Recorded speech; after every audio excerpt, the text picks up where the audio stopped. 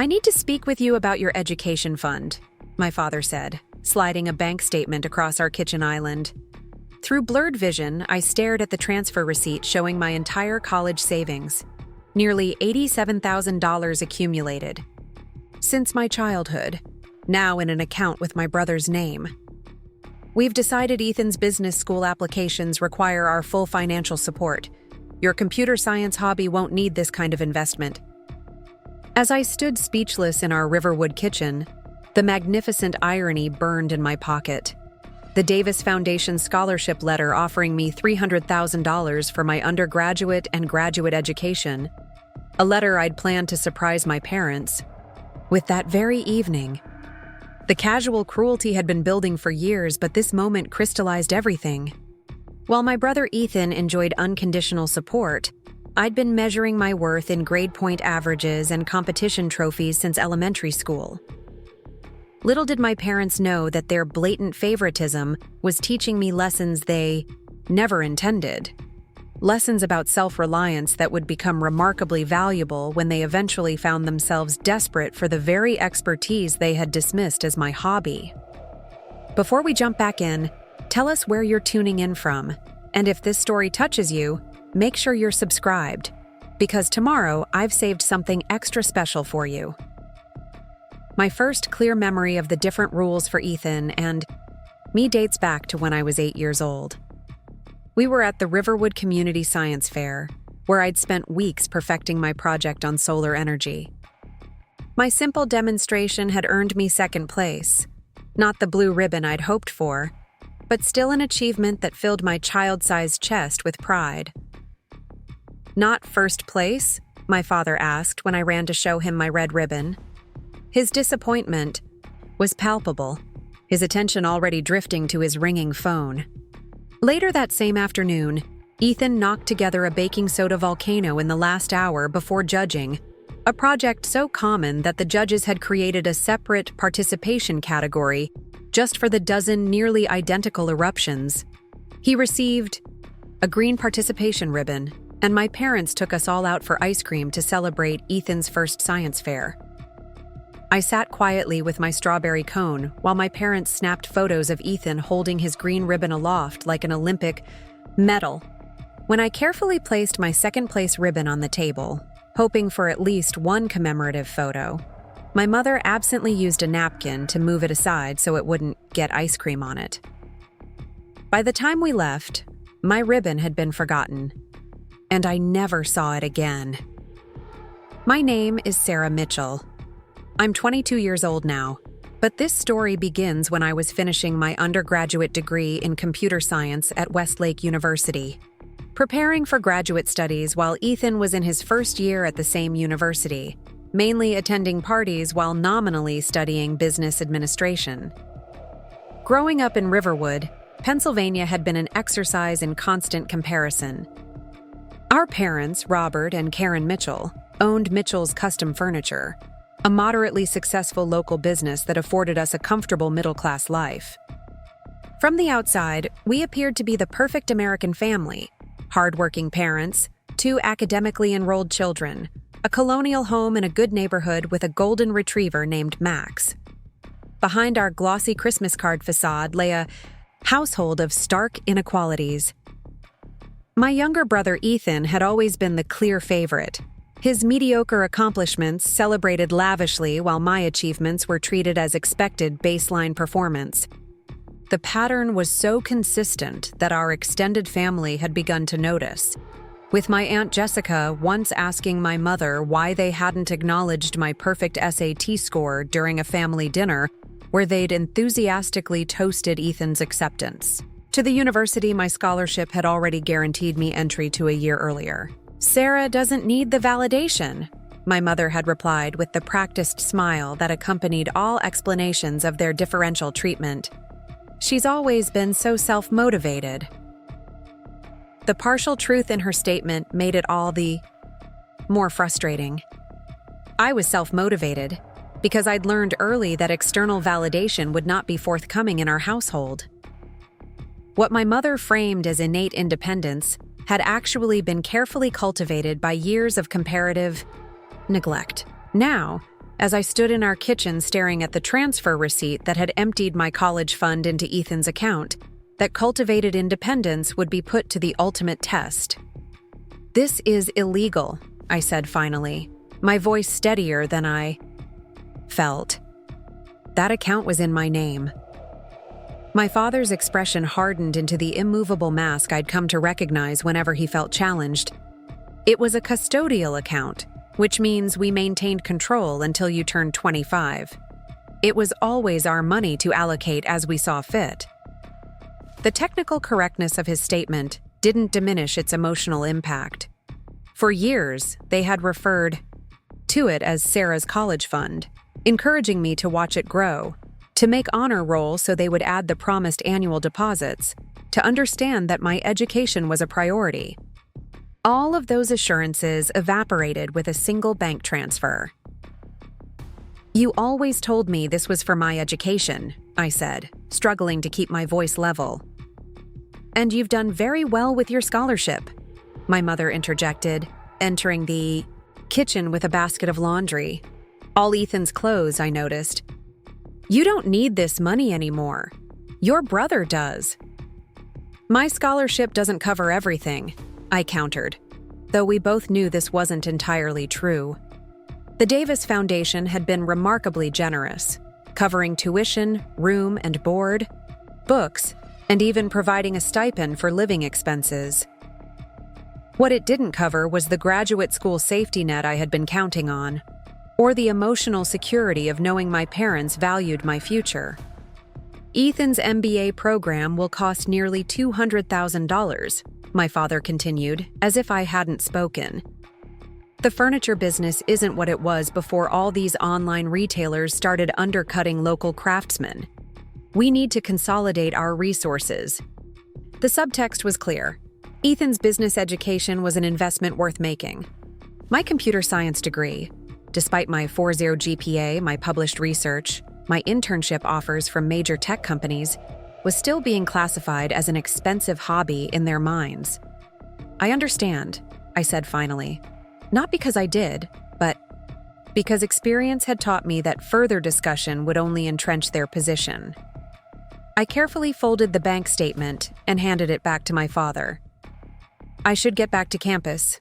I have a meeting with my academic advisor about graduate program applications." My father nodded, already turning his attention to the sports highlights playing on the kitchen television. My mother paused in her sorting of Ethan's laundry. "Will you be home for dinner on Sunday?" "Ethan's bringing some of his fraternity brothers over to watch the game."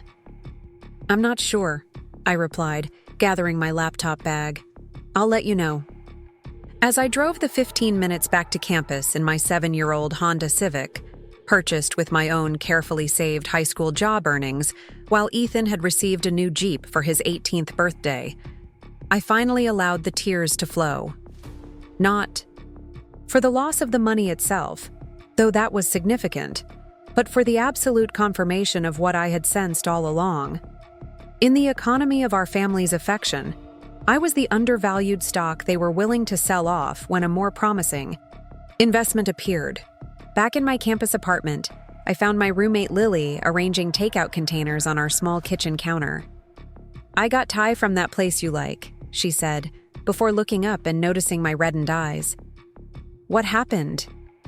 Lily Chen had been my roommate for 3 years and had witnessed the Mitchell family dynamics firsthand during holidays and campus events. As the daughter of Chinese immigrants who had sacrificed everything to provide equally for her and her sister, she had never fully comprehended how parents could so blatantly favor one child, but she had become my most steadfast support when the inequality became too much to bear alone. "They transferred my entire college fund to Ethan," I said, dropping my bag and sinking onto our secondhand couch. "Almost $90,000. Gone." Lily's eyes widened as she abandoned the food preparation. "Can they do that? Legally?" "Apparently," I said, rubbing my temples where a stress headache was forming.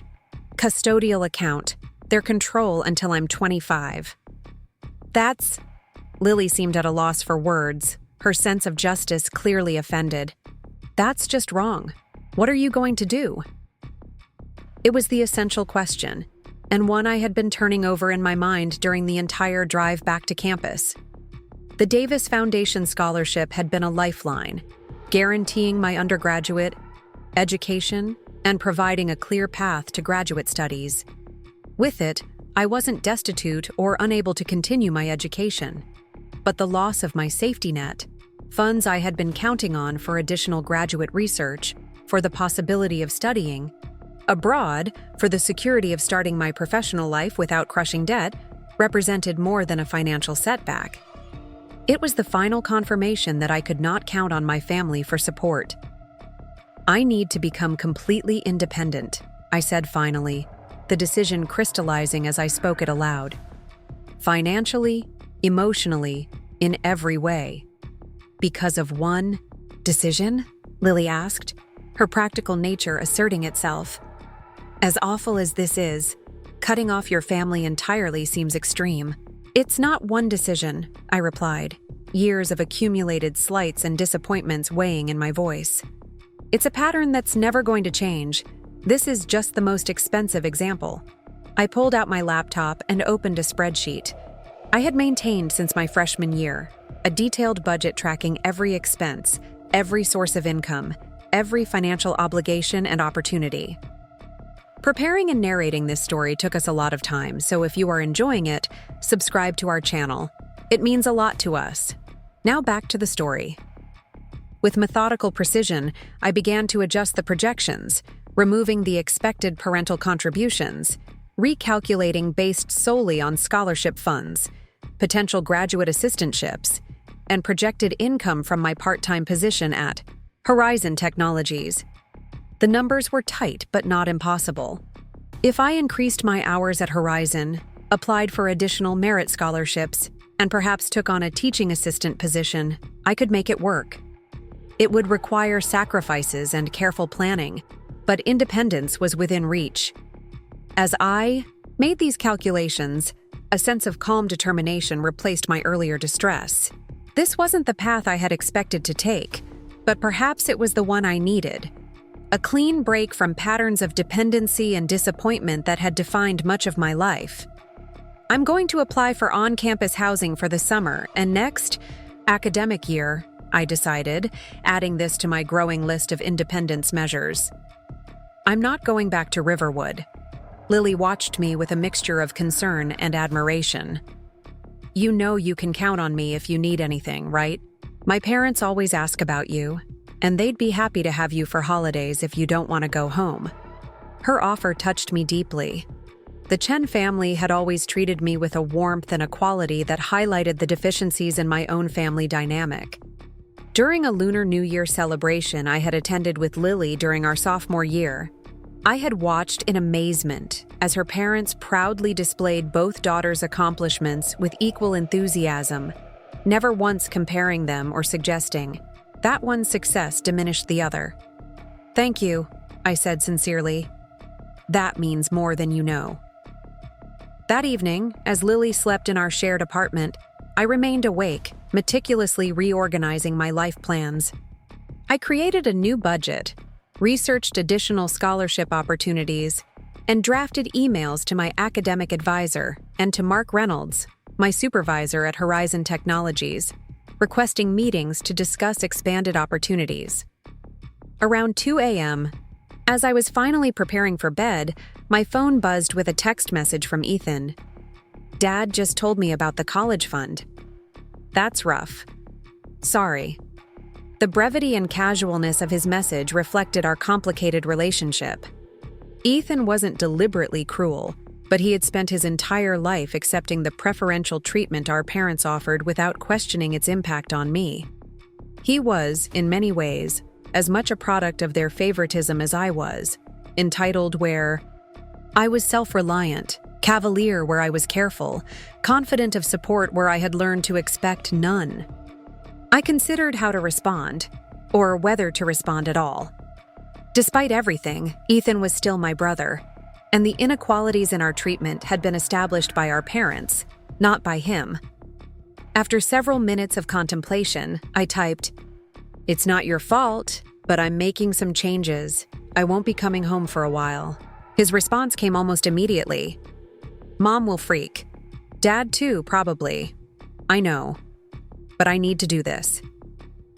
There was a long pause before his final message of the night appeared. "I get it. Take care of yourself, Sar." The childhood nickname, one he hadn't used in years, brought an unexpected lump to my throat.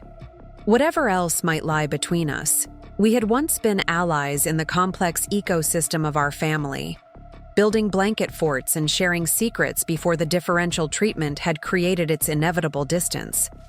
The following morning, I met with Professor Diana Taylor, my academic advisor and mentor since my freshman Introduction to Computer Algorithms class. At 52, Professor Taylor had established herself as a pioneer in artificial intelligence ethics, breaking barriers in a male-dominated field while maintaining a reputation for both brilliant research and compassionate mentorship.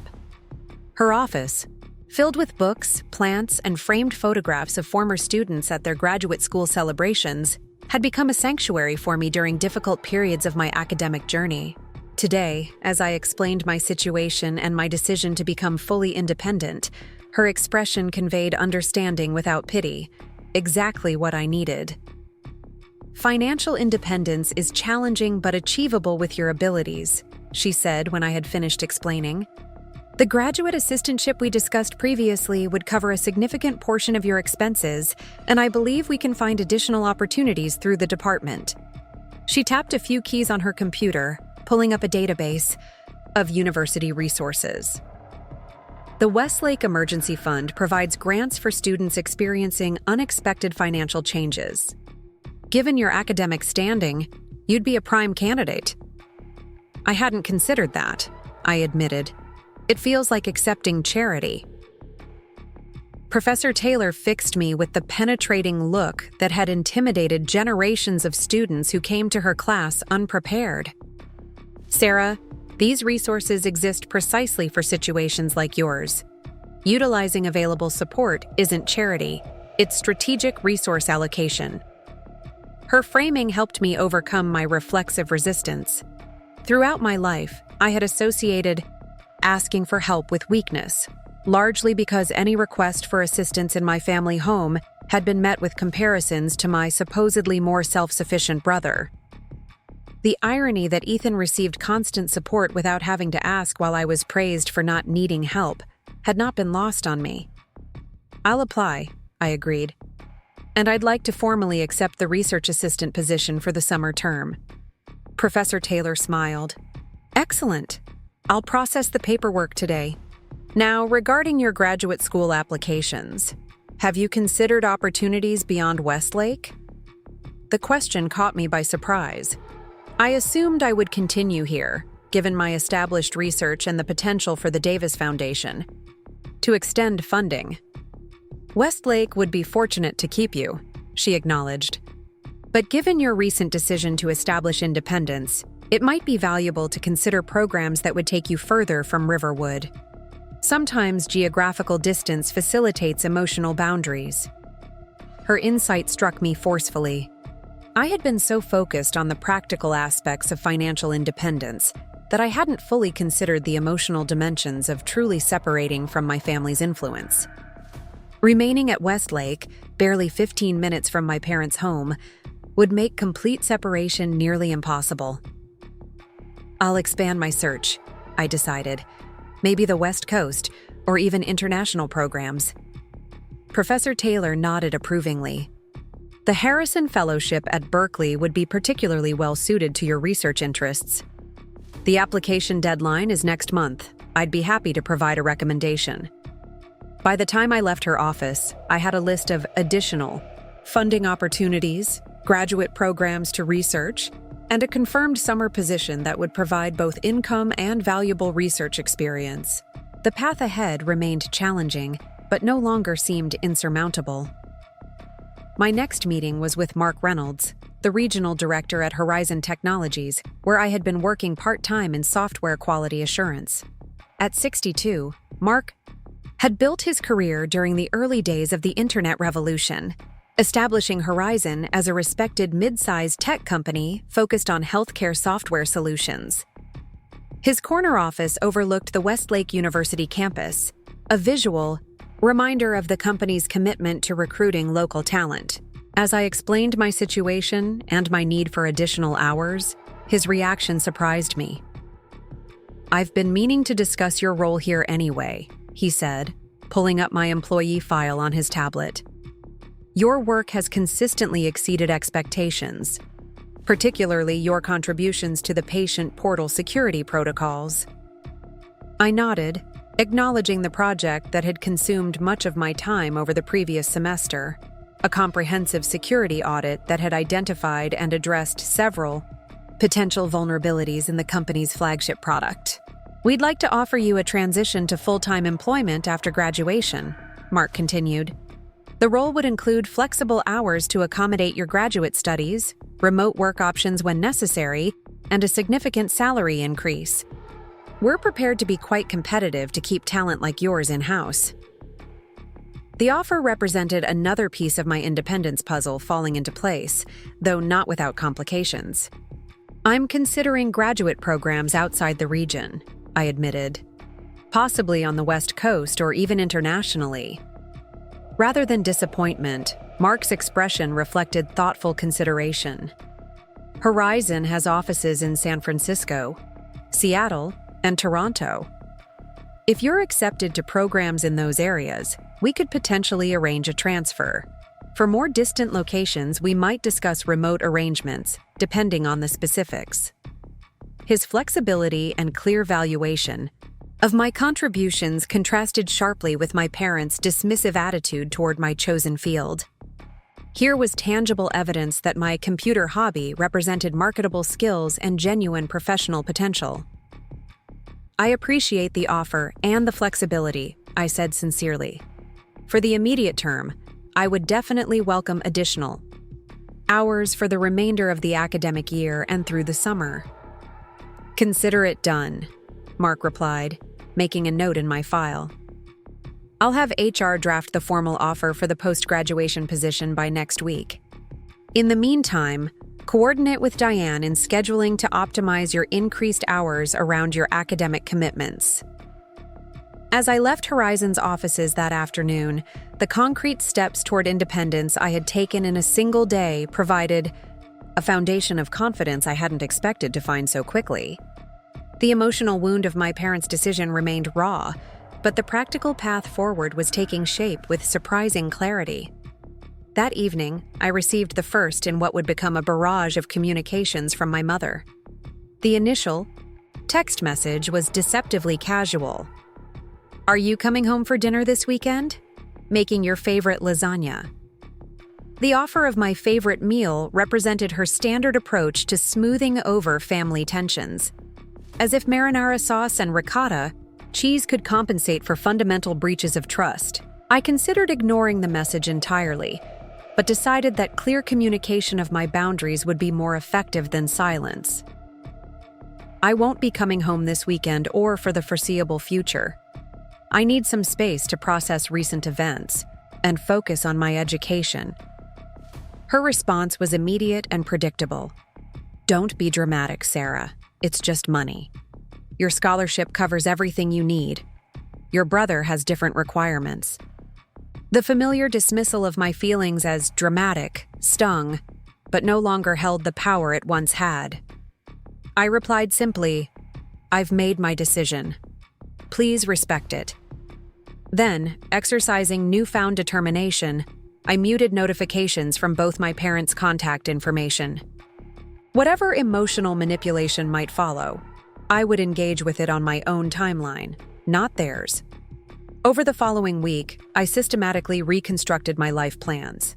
I applied for summer housing in the graduate dormitory, submitted applications for additional scholarships and grants, coordinated my expanded work schedule with my academic commitments, and began researching graduate programs across the country and internationally.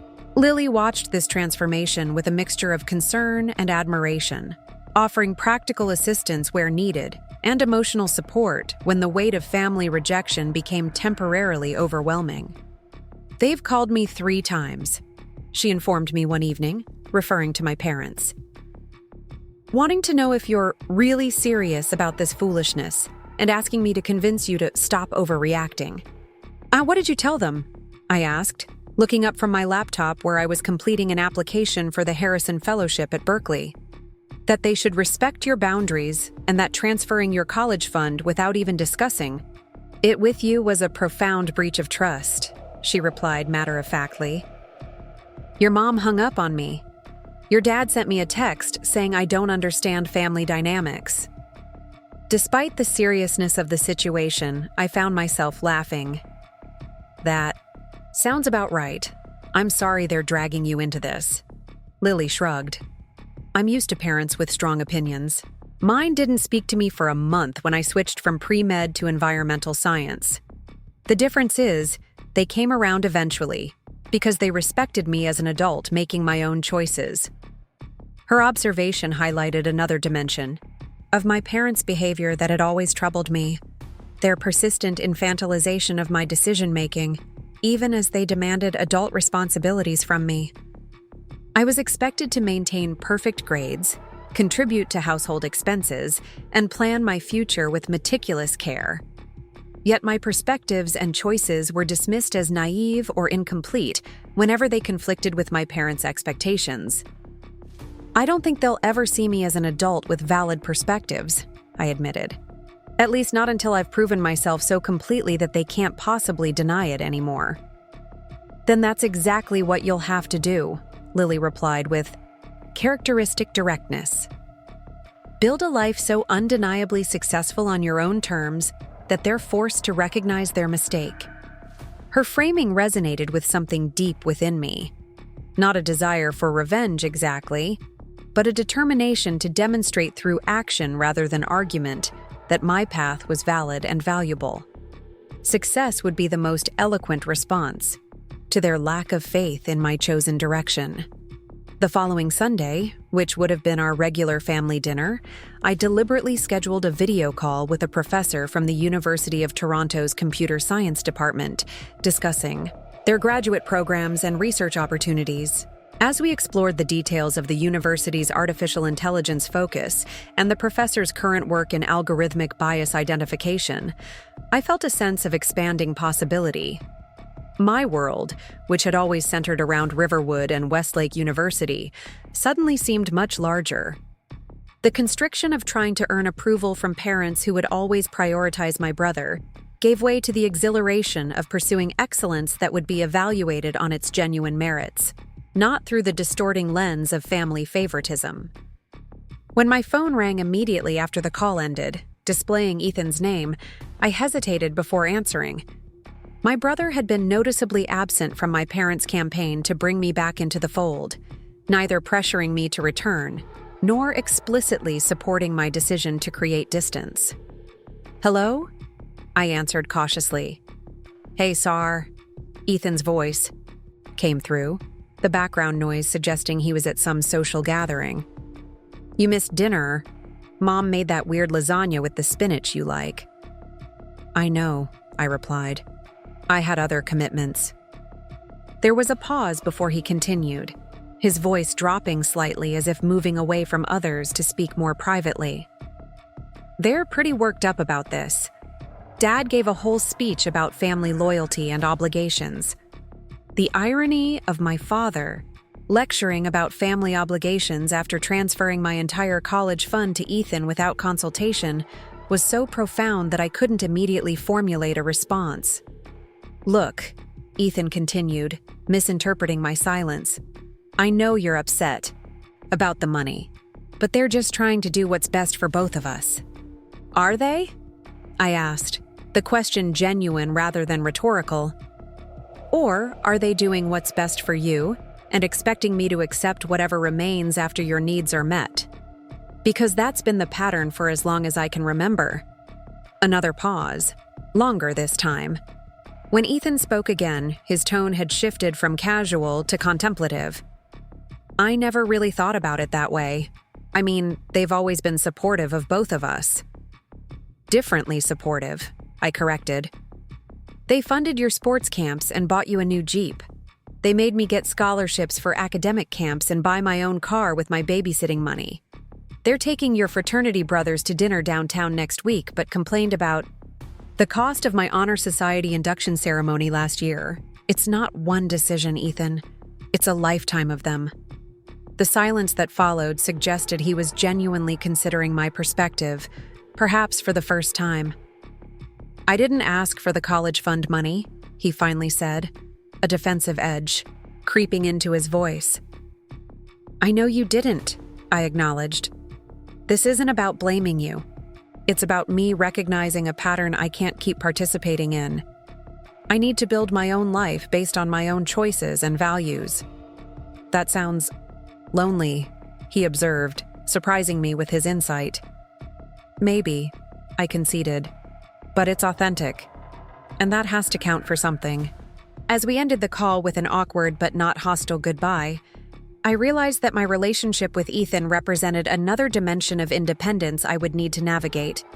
He wasn't my adversary in the family dynamic, but neither had he been my advocate. Like me, he was adapting to the environment our parents had created, though with considerably more advantages. Whether our adult relationship would transcend the inequalities of our childhood remained to be seen, but for now, I needed to focus on establishing the foundations of my independent life. The challenges ahead were significant, but for the first time in years, I felt a sense of genuine hope, not for restored family harmony, but for the creation of a life defined by my own choices rather than by the limitations of others' perceptions. Her observation and casual generosity both touched me deeply, representing the healthy interdependence that had characterized our friendship, a stark contrast to the conditional support and emotional manipulation that had defined my family dynamics.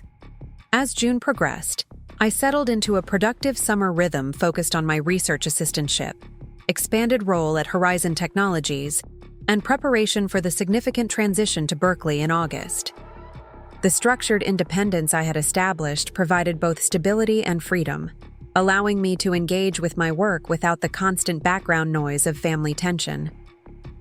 This new equilibrium was tested in late June when my phone displayed an unexpected name on an incoming call: Robert Mitchell, Sr., my grandfather, my father's father, and the patriarch of the Mitchell family. At 78, Grandpa Rob maintained the forceful personality and direct communication style that had characterized his successful career as a contract negotiator for a manufacturing union, though health challenges had reduced his physical vigor in recent years. Our relationship had always been complicated by his obvious preference for Ethan, who shared his athletic build and outgoing nature, though he had occasionally shown gruff appreciation for my academic achievements. His call, rare enough to be notable, suggested something significant had prompted him to reach out directly rather than through the usual family channels. "Sarah," he began when I answered, his deep voice immediately recognizable despite our infrequent contact. "I understand there's been some discord between you and your parents." The formal phrasing was characteristic of his generation's approach to family conflicts. Discord, serving as a neutral term for what had actually been a fundamental rethinking of family dynamics and personal boundaries. "There have been some disagreements about financial decisions and communication," I acknowledged, matching his diplomatic framing. "Your father tells me you've cut yourself off from the family because they redirected some education money to your brother," he continued. "Clearly working from my parents' version of events.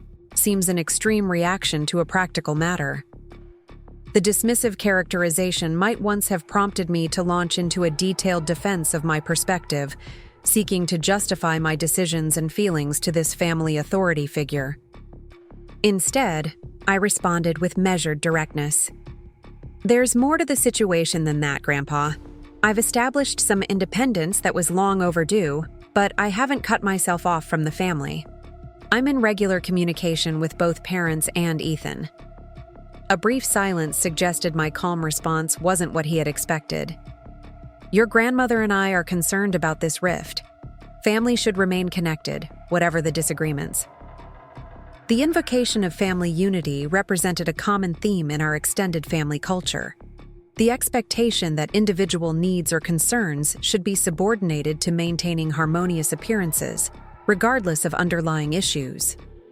It was a value that had often been used to silence legitimate grievances or enforce compliance with problematic patterns. "I value family connection," I replied carefully. "But I also value honest communication and equitable treatment. I'm working to establish a healthier relationship with my parents based on mutual respect, rather than continuing patterns that weren't working for anyone."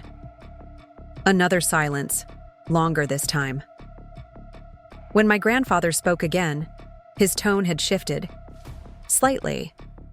"Your father mentioned you received some kind of substantial scholarship. $300,000, he said. "The Davis Foundation Scholarship," I confirmed. "It covers my undergraduate and graduate education, plus research, funding, and living stipends." "That's a significant achievement," he acknowledged, surprising me with the direct recognition. "Your father didn't pursue scholarships when he was your age, had opportunities but didn't apply himself to the applications. Always expected your grandmother and I would cover whatever he needed." This glimpse into my father's young adult relationship with his own parents offered unexpected context for the patterns he had established with me and Ethan. It suggested a generational repetition. My father, who had expected parental financial support without demonstration of merit, now directed family resources toward his son, who demonstrated the same expectation, while withholding support from his daughter, who had proven her ability to secure independent funding. "I didn't know that about Dad," I said, genuinely interested in this history I had never heard. "He wouldn't have mentioned it," my grandfather replied, with a hint of the dry humor that occasionally surfaced through his gruff exterior. "Doesn't align with the narrative he prefers about being self-made." The observation revealed a surprising insightfulness from a man I had often perceived as rigidly traditional in his thinking.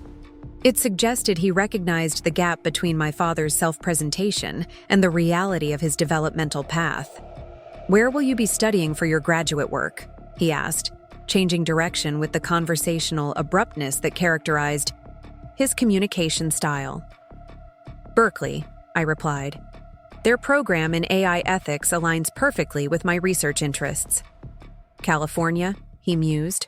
"Long way from Pennsylvania." "It is," I agreed, neither apologizing for nor justifying the geographical distance the choice represented. "Well, your grandmother and I would like to see you before you head west," he said, his tone suggesting this was the primary purpose of his call. "Sunday dinner next week. Just us, not your parents or brother. Can you manage that?" The invitation represented a significant departure from established family patterns. Sunday dinners at my grandparents' home had always been full family gatherings with prescribed roles and interactions. A private meeting suggested my grandfather was interested in engaging with me directly, outside the family system that typically mediated our relationship. "I'd like that," I said, genuinely meaning it despite my reservations about potential pressure to reconcile with my parents on their terms. "Good," he replied with characteristic brevity. "Your grandmother will be pleased. 4 o'clock. After the call ended, I sat contemplating this unexpected development. My grandparents had always been present, but somewhat peripheral figures in my life. Reliable for birthday cards and Christmas gifts, occasional attendance at school events, but not deeply engaged with my individual development in the way they had been with Ethan's sports activities and social accomplishments. This direct outreach from my grandfather suggested dynamics within the extended family that I hadn't previously considered. Perhaps my establishment of independence had rippled through the family system in ways that created space for different types of connection, outside the rigid patterns that had defined our interactions for years. As I returned to my research work that afternoon, I found myself cautiously optimistic about this unexpected engagement with my family history. Whatever my grandfather's intentions in arranging our meeting, it represented an opportunity to understand more about the generational patterns that had shaped my parents' approaches to parenting, and perhaps to establish a more direct relationship with my grandparents as I prepared for geographical separation from the family system that had defined much of my life. The independence I had fought to establish wasn't about isolation or severing connections, but about redefining those connections on more authentic and equitable terms. My grandfather's call, whatever prompted it, offered an unexpected opportunity to explore whether that redefinition might extend beyond my immediate family to include intergenerational relationships I had never fully developed on their own terms. My grandparents' house stood as a testament to permanence in a neighborhood of similar brick colonials, each with carefully maintained lawns and mature trees that had witnessed decades of family histories. As I parked my Honda along the curb, that Sunday afternoon, I felt a curious mixture of nostalgia and apprehension. The last time I had visited this house had been Christmas, before the fracturing of my relationship with my parents, a lifetime ago in emotional terms. The front door opened before I reached it, my grandmother's petite figure appearing in the entryway. At 75, Eleanor Mitchell maintained the elegant posture and attentive gaze that had characterized her throughout my childhood. Her silver hair was arranged in its customary neat bob, her casual slacks and blouse somehow managing to look tailored despite their simplicity. "Sarah," she said warmly, stretching her arms for an embrace that smelled of the gardenia perfume she had worn for as long as I could remember. "It's wonderful to see you."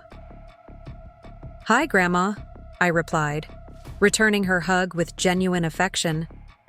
Whatever complications existed in our family system, my grandmother had always been kind, if somewhat deferential to the stronger personalities around her. "Your grandfather is in the sunroom," she informed me as we entered the house. "He's been quite mysterious about this meeting. Said you two needed to talk directly, without your parents filtering." Her statement confirmed my suspicion that this invitation represented a departure from established patterns. My grandfather, while not unkind, had rarely sought individual interaction with me outside the structured formats of family gatherings. The sunroom at the back of the house overlooked a meticulously maintained garden that had been my grandmother's passion since her retirement from teaching elementary school 15 years earlier. My grandfather sat in his usual armchair, a wall. Street journal folded beside him, his still imposing frame only slightly diminished by age and the heart condition that had required a pacemaker installation the previous year. "Sarah," he acknowledged as I entered, gesturing to the chair opposite his. "Right on time, as usual." The observation might have seemed casual, but I recognized it as one of his highest forms of praise. Punctuality, in Robert Mitchell Sr.'s worldview, represented respect and reliability, qualities he had emphasized throughout his career as a labor negotiator. "Thank you for inviting me, Grandpa," I said, taking the indicated seat while my grandmother disappeared toward the kitchen, promising tea and the lemon cookies that had been my favorite since childhood. My grandfather studied me with the directness that had likely served him well across negotiating tables. "You look well. Independent living seems to agree with you." The comment surprised me both in its perceptiveness and its implicit approval. "It's been challenging but clarifying," I admitted. He nodded as if this confirmed something he had already concluded. "Your father called me 3 times this week, trying to persuade me to cancel this meeting. Said you were going through a phase and needed family unity, not separate conversations that might reinforce division." The revelation that my father had attempted to prevent this meeting demonstrated how threatening he found any direct communication that bypassed his mediating influence. It suggested an anxiety about narratives he couldn't control, particularly those that might offer perspectives contradicting his preferred family story. "I'm not interested in creating division," I said carefully, "just in establishing healthier patterns." My grandfather's expression remained impassive, but something in his eyes suggested appreciation for my diplomatic phrasing. "Your grandmother and I have been observing the situation from a distance. Your parents present one version, your brother recently offered quite another. I thought it was time to hear directly from you." The mention of Ethan providing an alternative perspective was unexpected. My brother had apparently been more active in challenging the established family narrative than I had realized. "I'd be happy to share my perspective," I replied. "Though I'm curious about what prompted your interest in hearing it separately from the usual family gathering." A hint of a smile crossed my grandfather's face. "Direct question. Good. I've always valued straight talk over polite evasion." He shifted slightly in his chair, seeming to organize his thoughts. "2 weeks ago, your brother came to see me. Said he was concerned about patterns in your family that he'd been blind to for years. Specifically mentioned the transfer of your college fund and your parents' dismissal of your academic achievements. The revelation that Ethan had taken such active steps to advocate for me to our grandparents moved me deeply. It represented a significant evolution in his awareness and willingness to challenge family dynamics that had previously benefited him without question." "That was good of him," I acknowledged. "It was unexpected," my grandfather corrected. "Ethan has always followed your father's lead without question. This independent thinking suggests either remarkable growth on his part or truly concerning behavior on your parents' part. Possibly both." His blunt assessment aligned with my own evaluation of the situation, though I was surprised to hear it from a man who had generally supported traditional family hierarchies and parental authority. "What troubled me most," he continued, "was learning that your parents had transferred funds specifically designated for your education without consultation or consent.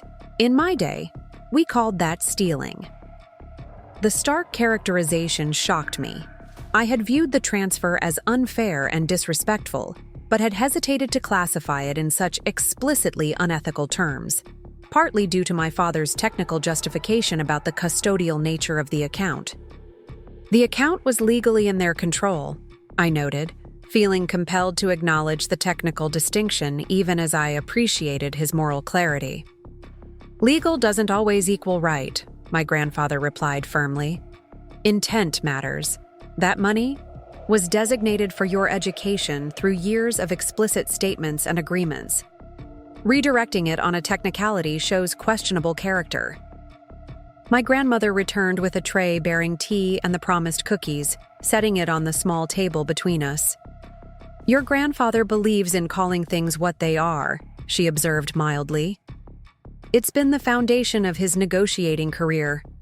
Truth establishes the baseline for productive discussion," he confirmed, accepting the cup of tea she handed him. "Can't solve problems if we're pretending they don't exist or calling them by false names." As my grandmother settled in the chair beside him, completing our small circle, I felt a subtle shift in the atmosphere. From an interview to a conversation among 3 adults with different perspectives, but shared concern for family integrity. "We understand you've received a significant scholarship," my grandmother prompted. "The Davis Foundation, I believe. That's quite prestigious." "It is," I confirmed. "It provides comprehensive funding for my undergraduate completion and graduate studies, plus research support and living stipends." "And you didn't feel this achievement warranted telling us directly?" my grandfather asked, his tone more curious than accusing. The question highlighted another dimension of our family dysfunction: the expectation that all communication should flow through my parents, with accomplishments or concerns reported, to extended family only through their filtering and framing. "I've been conditioned to minimize my achievements," I admitted. "They tended to create tension rather than celebration in our household, particularly when they exceeded expectations." My grandmother's expression reflected sadness at this acknowledgement. "That's not how families should function. Accomplishments should be sources of shared joy, not competition or resentment." "Your father was similar as a young man," my grandfather observed, surprising me with this personal insight. "Deeply competitive, particularly with his brother. Viewed achievement as zero-sum. If someone else succeeded, it somehow diminished his own standing." This glimpse into my father's developmental history offered context I had never been given. pattern of sibling rivalry that might have shaped his approach to parenting his own children, unconsciously recreating the competitive dynamic he had experienced with his brother, but now from the parental position of determining which child received recognition and resources. "I didn't know that about Dad and Uncle James," I said. "They seem cordial now." "Surface cordiality masks deeper patterns," my grandfather replied. "They haven't truly resolved the competitive dynamic, just established an uneasy détente maintained through geographic distance and limited interaction." The parallel to my own emerging coping strategy of geographical separation through my Berkeley acceptance was striking. I had instinctively chosen distance as a way to establish identity outside the constrictive family patterns, apparently echoing an approach the previous generation had employed without fully resolving underlying issues. "What concerns me," my grandmother interjected gently, "is that you felt unable to share your scholarship news with us directly. We would have been so proud of what you've accomplished." Her statement touched a vulnerable place I had carefully protected, the longing for simple, unqualified recognition of my achievements without comparison or diminishment. The sincere pride in her voice offered a glimpse of what family support could and should be: appreciation without agenda, celebration without calculation of how one child's success might affect another's standing. "Thank you," I said simply, finding more elaborate response momentarily beyond my emotional capacity. My grandfather, perhaps sensing the emotional impact of my grandmother's straightforward affirmation, shifted to more practical matters. "Tell us about this Berkeley program. What specifically will you be studying?"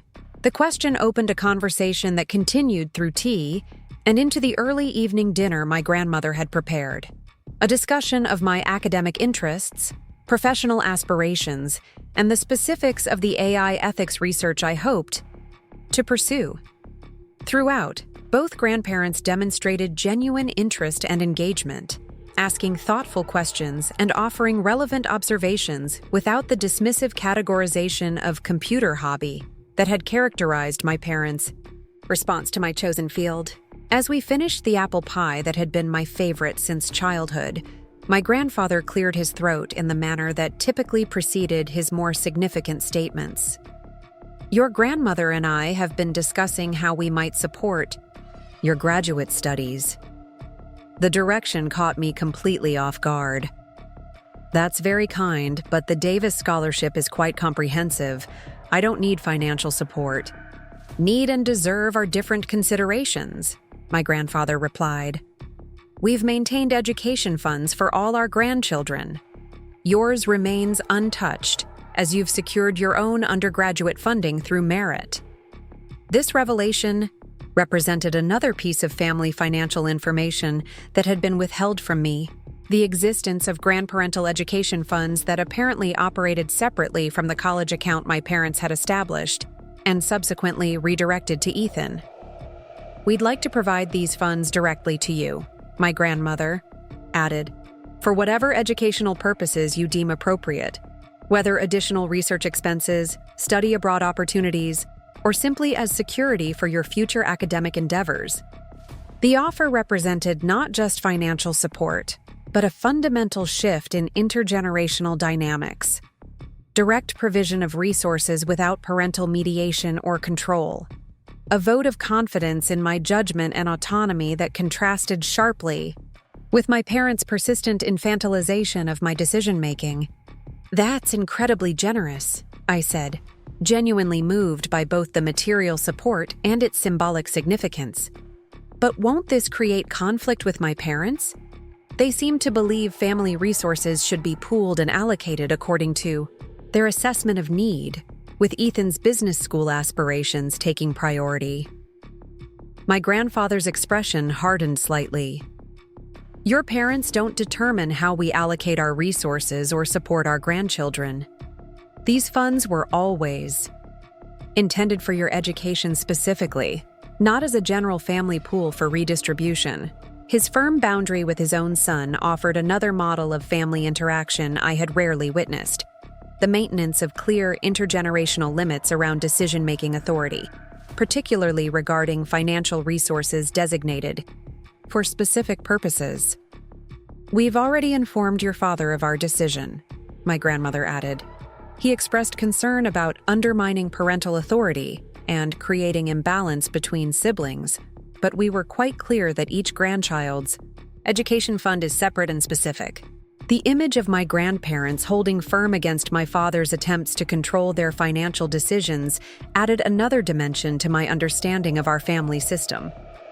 Perhaps my establishing boundaries wasn't an unprecedented rupture in family patterns, but rather the reclaiming of a healthier independence that had existed in previous generations before my parents' controlling approach had suppressed it. "I don't know what to say," I admitted, the combined emotional and practical implications of their offer momentarily overwhelming my usual articulateness. "You don't need to say anything right now," my grandmother assured me. "We've set up a meeting with our financial advisor next week to arrange the transfer. The funds amount to approximately $60,000. Not as substantial as your scholarship, but hopefully meaningful for whatever additional educational expenses you might encounter."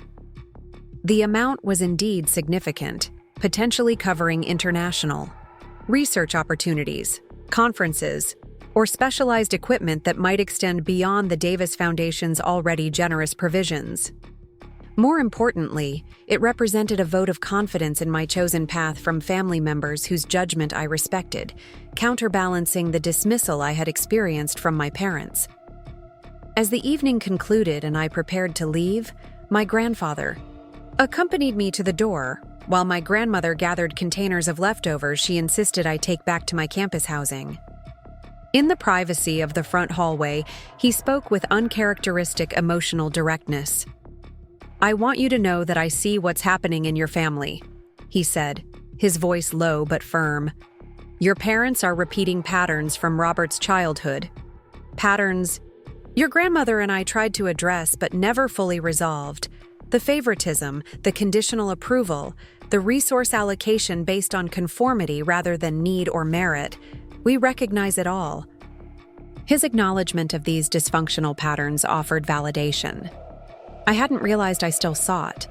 Confirmation from someone with historical perspective that what I had experienced wasn't imagined or exaggerated, but rather represented real and problematic family dynamics with roots deeper than my individual experience. "Why are you telling me this now?" I asked, genuinely curious about the timing of this unprecedented candor. My grandfather considered the question carefully before responding. "Age brings perspective, and facing mortality clarifies priorities. My heart condition last year was a reminder that unaddressed issues don't resolve themselves. They simply transfer to the next generation if left unnamed and unhealed." His reference to intergenerational transmission of dysfunctional patterns aligned with concepts I had encountered in developmental psychology courses, the tendency for unhealthy family dynamics to replicate across generations unless consciously interrupted through awareness and deliberate change. "Your decision to establish independence, while painful in the short term, may be exactly what's needed to break these cycles," he continued. "It's the kind of courageous boundary setting your grandmother and I should have modeled more clearly decades ago. This validation of my chosen path from an unexpected source, a man I had always perceived as traditionally authoritarian in his family values, offered profound affirmation that my instincts toward healthier patterns were legitimate and necessary, not merely rebellious or selfish as my parents had characterized them." "Thank you for saying that," I replied, the simple expression inadequate to convey the significance of his support, but all I could manage in the moment. He nodded, acknowledging both my gratitude and its deeper meaning. "You're making difficult choices for the right reasons. Remember that when doubt inevitably arises." When I returned to my campus housing that evening, carrying containers of my grandmother's cooking and the weight of revelations about family history I had never been privy to before, I felt a subtle but significant shift in my understanding of my place within our larger family system. The direct connection established with my grandparents represented not just additional financial support or emotional validation, but an expanded perspective on the multi-generational patterns that had shaped my parents' approach to child-rearing and sibling differentiation. This broader context didn't excuse the inequities I had experienced, but it offered a framework for understanding them as part of longer historical patterns rather than simply personal failures of my parents or deficiencies in myself.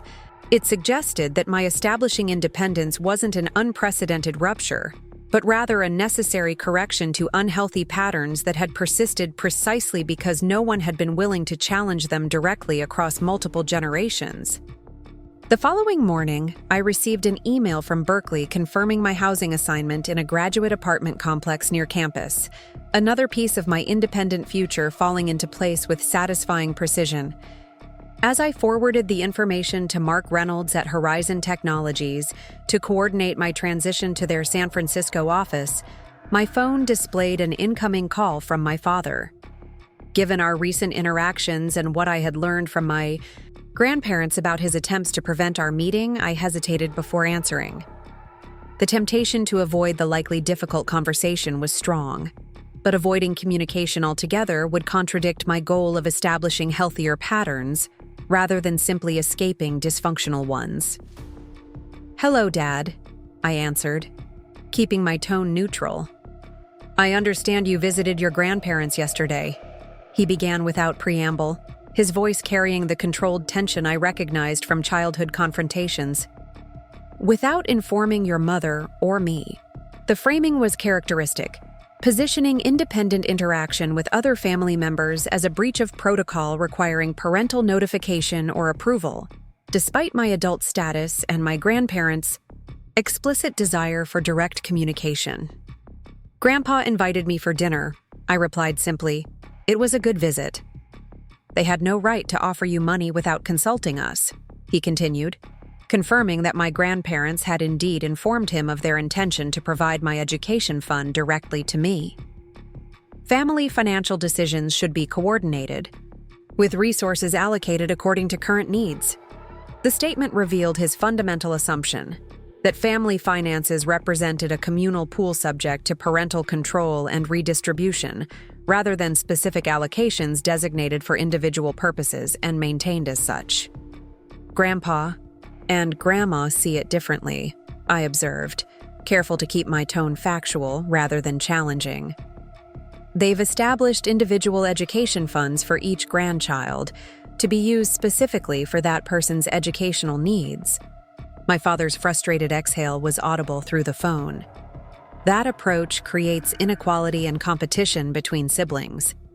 Your brother's business school aspirations require significant investment right now, while your scholarship covers your needs. Family resources should flow toward current priorities." The circular logic was familiar. My success in securing independent funding was being used to justify redirecting family resources away from me, while Ethan's lack of similar achievement warranted additional support, creating a perverse incentive system where competence was penalized while dependency was rewarded. "Grandpa and Grandma have the right to determine how their resources are allocated," I noted, echoing my grandfather's firm boundary setting from our conversation. "Just as you and Mom made decisions about the college fund without consulting me." The parallel was unavoidable, highlighting the inconsistency in my father's position. Parental authority over financial decisions was absolute when exercised by him, but apparently subject to challenge when exercised by his parents in ways that contradicted his preferences. A tense silence followed before he shifted tactics. "Your mother is very hurt by your continued distance. She feels you're punishing the entire family because of one financial decision you disagreed with." The appeal to maternal distress represented another familiar pattern, using emotional impact rather than addressing the substantive issues, positioning my boundary setting as the cause of family discord rather than a response to problematic patterns. "I'm not punishing anyone," I replied, evenly. I'm establishing the independence that's appropriate for someone my age, particularly given the geographical distance my graduate program will create starting in August. Berkeley, he said, the word carrying a mixture of dismissal and resignation. 3,000 miles away, when Westlake's program would have kept you close to family support. The characterization of geographical distance as rejection rather than natural progression revealed another dimension of the family dynamic, the expectation of continued proximity and influence regardless of individual needs or opportunities. Berkeley's program aligns perfectly with my research interests, I explained, though we had covered this ground in previous conversations. And Horizon Technologies has arranged for me to transfer to their San Francisco office, maintaining my income while accommodating my graduate studies. The mention of my professional arrangements seemed to catch him off guard. You're continuing with that technology company, rather than focusing exclusively on academics? The question revealed his persistent categorization of my computer science work as a distraction rather than a legitimate career path, despite the concrete professional opportunities it had already generated. Horizon is providing excellent experience in the field and financial stability, I confirmed. Mark Reynolds has been very supportive of my graduate plans, structuring my role to complement my academic schedule. My father's silence suggested he was processing this additional evidence of my establishing independent adult structures without parental guidance or approval. When he spoke again, his tone had shifted subtly from confrontational to resigned. Your mother and I only want what's best for you and your brother. Everything we've done has been with that intention, allocating family resources to support each of you in ways appropriate to your different needs and capabilities. The statement represented his most direct acknowledgement of differential treatment, though framed as appropriate response to perceived differences rather than problematic favoritism. It offered a glimpse into his genuinely held belief system, that parental authority included the right to make such distinctions, and that children should trust these judgments without question. I understand that's how you see it, I replied, acknowledging his perspective without necessarily agreeing with its premises or conclusions. I'm making decisions now based on my assessment of what will best support my educational and professional development. The careful phrasing maintained respect for his intentions while asserting my right to independent judgment, a balance that represented the kind of mature engagement I hoped might eventually characterize our relationship once the initial adjustment to changing dynamics had stabilized. Will you at least come to dinner before you leave for California? He asked, the request revealing that despite his resistance to my independence, he was beginning to accept its reality. Your mother would appreciate the opportunity to see you. The invitation represented a small but significant shift, not demanding my return to established patterns, but requesting connection within the new framework I had established. It acknowledged, however reluctantly, that our relationship moving forward would be negotiated between adults rather than dictated by parental authority. I could do dinner in late July, I offered. My schedule is quite full with research and work commitments before then. I'll let your mother know, he replied, his tone suggesting the conversation had not gone as he had intended, but he was adapting to its actual course rather than continuing to pursue his original agenda. She'll be pleased you're willing to visit. After we ended the call, I sat reflecting on the subtle shift it represented. Not a dramatic reconciliation or complete transformation of family patterns, but a small adjustment toward more realistic expectations and mutual respect. My father's acknowledgement of my professional arrangements and acceptance of my dinner parameters, however reluctant, suggested capacity for adaptation that I had not been certain existed. That afternoon, as I worked on finalizing my research paper for Professor Taylor's summer seminar, I received a text message from Ethan that further confirmed evolution in our family system. Dad called me ranting about Grandpa and Grandma giving you your education fund directly. Told him they have every right, and he should focus on supporting your choices instead of controlling them. Didn't go over well, but felt good to say it. The message represented continued growth in my brother's willingness to challenge established family patterns rather than simply benefiting from them without question. His explicit support for my autonomy and his grandparents' right to allocate resources as they determined appropriate demonstrated emerging independence in his thinking about family dynamics. I replied, "That took courage. Thank you for speaking up. How are things otherwise?" His response came quickly. "Interning at Mitchell's this summer to learn the business side. Realizing I actually like the creative aspects more than the management, maybe business school isn't the right path after all. Have some thinking to do."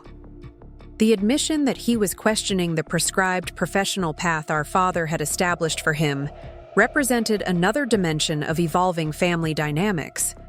Not just changing perspectives on past patterns, but reconsideration of future directions based on authentic interests rather than external expectations. "Self-discovery is valuable whatever conclusions you reach," I texted back.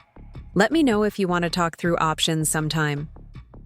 Our exchange, brief but substantive, reflected gradually deepening adult communication between siblings who were, each, in our own ways, beginning to differentiate from prescribed family roles and expectations.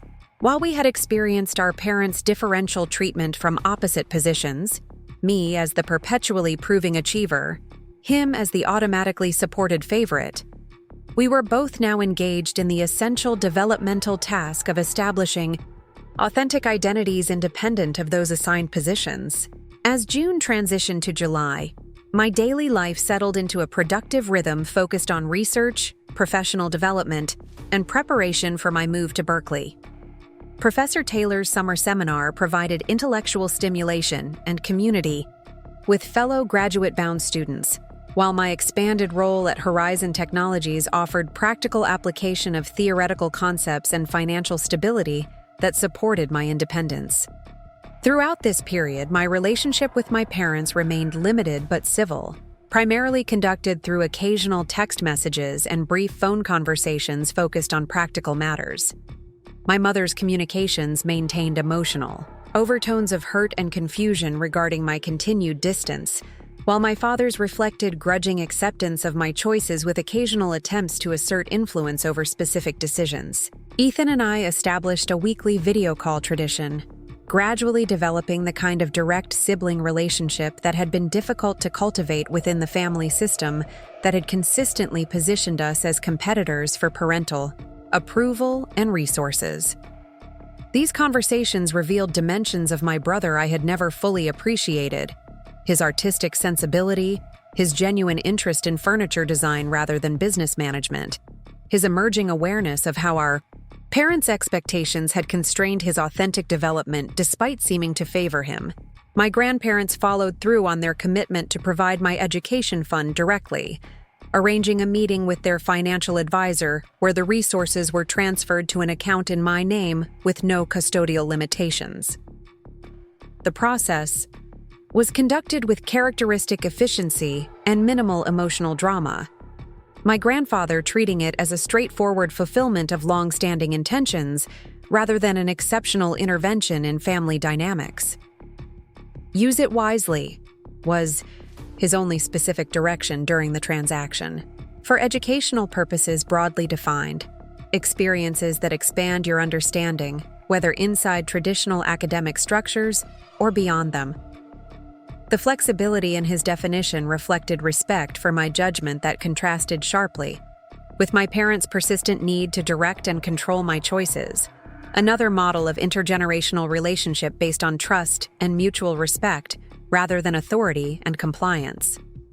As July progressed, I began the practical preparations for my cross-country relocation, researching shipping options for my limited possessions, coordinating apartment details with Berkeley Housing Administration, and planning my transition to Horizon's San Francisco office with Mark Reynolds and the regional manager there. The concrete tasks of establishing life in a new location provided welcome focus during a period of significant emotional transition. The practical details of address changes and utility setups offering tangible evidence of my emerging adult independence. Each completed task represented another step toward the life I was deliberately constructing, one based on my own values and aspirations, rather than externally imposed expectations or limitations. In late July, as promised, I arranged dinner with my parents at a restaurant equidistant between campus and their home, neutral territory that would allow for interaction without the emotional freight of the house where so many difficult patterns had been established. The evening unfolded with strained politeness, my mother alternating between forced cheerfulness and barely concealed emotional appeals. My father maintaining careful distance from potentially contentious topics while occasionally testing boundaries with questions about my financial arrangements or academic decisions. Throughout the three-course meal, I maintained calm engagement without either defensive justification of my choices or concession to implicit pressures to return to established patterns. When my mother's eyes filled with tears as she mentioned, missing my daily presence in our family life, a significant exaggeration given that I had lived primarily on campus for the past 4 years, I acknowledged her feelings without accepting responsibility for them. "I understand this transition is difficult," I said gently. "Change in family dynamics always involves adjustment for everyone involved." When my father suggested that Berkeley's distance would make it difficult to provide guidance and support when you encounter challenges, I replied with measured confidence. "I've established strong professional and academic mentorship networks," I explained, "and technology makes geographical distance much less significant for maintaining connections that matter." The evening concluded without dramatic confrontation or emotional resolution. Neither the angry rupture my father might have feared, nor the tearful reconciliation my mother might have hoped for, but rather a civil interaction between adults, with differing perspectives attempting to establish a new basis for relationship outside previously dysfunctional patterns. As we parted in the restaurant parking lot, my mother embraced me with emotional intensity while my father maintained physical and emotional reserve, offering a formal handshake that symbolized both recognition of my adult status and the distance that remained between us. "Safe travels to California," he said, the simple wish representing perhaps the most authentic connection he could offer at this stage. Acknowledgement of my chosen path without either false approval or continued active resistance. "Thank you," I replied, accepting both the explicit good wishes and the implicit acknowledgement of my independence they represented. "I'll send my new address and contact information once I'm settled." The exchange, unremarkable in conventional terms, represented significant evolution from the controlled anger of our earlier confrontations. If not reconciliation in the complete sense, it at least established the possibility of continued connection, on revised terms, a foundation that might potentially support healthier patterns in the future. As I drove back to campus that evening, contemplating the dinner's subtle successes and lingering tensions, I realized that true independence wasn't about severing family connections, but rather transforming them, replacing patterns of control and compliance with engagement based on mutual respect and recognition of separate but connected identities. The path forward wouldn't be linear or without periodic regression to established patterns, particularly during times of stress or transition. But the foundation had been established for a fundamentally different model of family relationship, one that honored individual differences without weaponizing them for differential treatment, and that recognized adult children as autonomous agents rather than extensions of parental identities or vessels for unfulfilled parental aspirations. In this emerging model, my academic achievements and professional development would be neither defining measures of my worth nor inconvenient challenges to established family narratives, but simply expressions of my authentic interests and capabilities to be celebrated when communication allowed, but not dependent on external validation for their value or significance. With 1 week remaining before my departure for Berkeley, I completed the final requirements for Professor Taylor's summer seminar, submitted my transition documentation for Horizon Technologies, and arranged shipping for the books and personal items that would accompany me to California. Each task represented another thread in the fabric of independent adult life I was deliberately weaving, constructed from my own choices rather than prescribed patterns, aligned with my authentic interests rather than external expectations. The distance I had established from dysfunctional family dynamics had created space for genuine development, both professionally and personally. The scholarship my parents had dismissed as unnecessary had opened doors to world-class educational opportunities. The computer hobby they had consistently undervalued had generated professional recognition and financial stability. The independence they had characterized as rebellion had fostered greater authenticity in all my relationships, including those with family members willing to engage on revised terms. As I packed the final items for my cross-country journey, I came across the Davis Foundation scholarship letter that had arrived last December. The notification that had transformed my educational possibilities and inadvertently catalyzed the redefinition of my family relationships. Reading it again now, I was struck by the final paragraph I had largely overlooked in my initial excitement over the financial provisions. Beyond material support, the Davis Foundation seeks to nurture the development of independent thinkers who will approach complex problems with both technical expertise and ethical awareness. We believe your demonstrated capacity for innovative thinking combined with your commitment to considering the human implications of technological advancement represents exactly the integration of skills and values our increasingly complex world requires.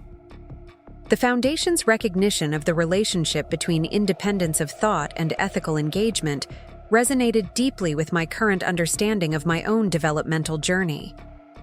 The very qualities that had created tension within my family's expectation of compliance with established patterns, my independent thinking, my questioning of inequitable treatment, my insistence on ethical consistency, were precisely the characteristics that had been recognized and valued by institutions and individuals outside that system. This external validation hadn't created my capacity for independent judgment, but it had provided crucial affirmation during the challenging process of establishing boundaries within a family system resistant to change. The scholarship, professional opportunities, and mentorship relationships that had developed over the past months had offered not just practical support for independence, but also confirmation that the values guiding my choices were recognized and respected in the broader world beyond family patterns. As I prepared for the geographical transition that would further support my psychological and emotional independence, I felt a sense of integrated purpose rather than reactive separation. The distance I had established from dysfunctional family dynamics wasn't an end in itself, but rather a necessary condition for authentic development and healthier engagement with all relationships, including eventually those with family members, capable of adapting to more equitable and respectful patterns. The journey ahead would certainly include challenges, adjustments, and periodic longing for the simplicity of prescribed roles and expectations.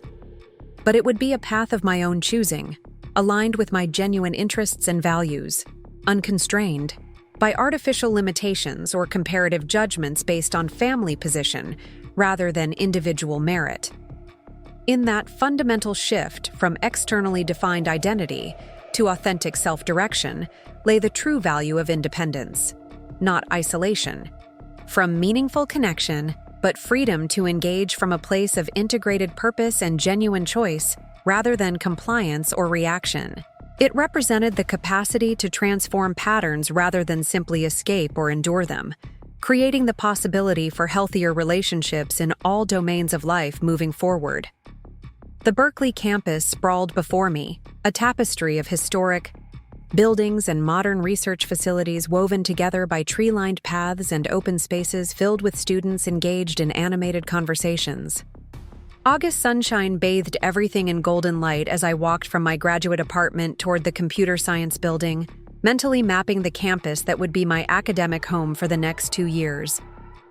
3 days had passed since my arrival. In California, a cross-country journey that had marked the physical manifestation of the psychological distance I had established over the previous months. My apartment in the graduate housing complex was small but efficiently designed. already organized with the methodical precision that had characterized my approach to both academic and personal challenges. Books lined the built-in shelves, my modest wardrobe hung neatly in the compact closet, and my computer setup occupied the desk positioned near the window overlooking a small courtyard. The 3,000-mile separation from Riverwood felt simultaneously liberating and disorienting, a physical distance that both reinforced my independence and occasionally triggered moments of doubt about such a complete geographical break from familiar environments and relationships. But with each day of exploration and preparation for the academic year ahead, my confidence in this decision strengthened, reinforced by the unmistakable sense of alignment between this place and my academic and professional aspirations. My phone vibrated with an incoming message as I approached the Computer Sciences building, where I would be meeting Professor Eliana Vega, my assigned faculty advisor and a leading researcher in algorithmic ethics, whose work had influenced my own research interests for years. The text displayed Lily's name. Campus pics look amazing. Harvard's concrete brutalism has nothing on Berkeley's scenery. How's the apartment? I smiled at the comparison. Lily had accepted a research position at Harvard's environmental science program, our parallel graduate journeys taking us to opposite coasts, but maintaining the supportive friendship that had sustained us through undergraduate challenges. Compact, but efficient, I replied. Meeting my advisor in 10 minutes. Mildly terrified. Her response came immediately. She'll be impressed. Just don't lead with your comprehensive knowledge of her publication history and personal research timeline. Apparently, that reads as stalking rather than preparation. The gentle teasing about my tendency toward exhaustive research preparation made me laugh aloud, drawing curious glances from passing students.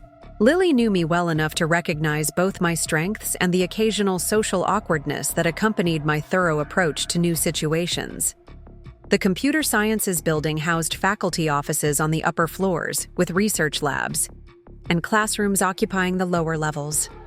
Professor Vega's office door stood open when I arrived at the appointed time, revealing a space lined with books and adorned with mathematical formulas written directly on a glass wall partition. Visual. Thinking made manifest in elegant notation. Sarah Mitchell, a voice stated from behind the desk, where a woman in her early 40s looked up from her computer. Professor Vega's reputation as a brilliant and demanding mentor was well established in academic circles.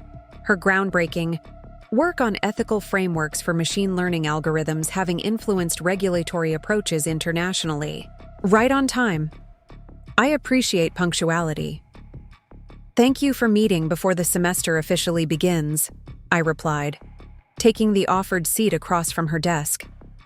I wanted to establish research parameters early to maximize productivity once classes start. Professor Vega studied me with analytical precision, her expression neutral but attentive. Your application materials were impressive, particularly your work on algorithmic bias in healthcare decision systems. Professor Taylor speaks very highly of your research potential. She's been an exceptional mentor, I acknowledged, grateful for Diana Taylor's continued support, even as I transitioned to a new academic environment. Her guidance shaped my research direction significantly. She mentioned you secured the Davis Foundation Scholarship, Professor Vega continued. Quite competitive. Only 8 awarded nationally in your discipline this year.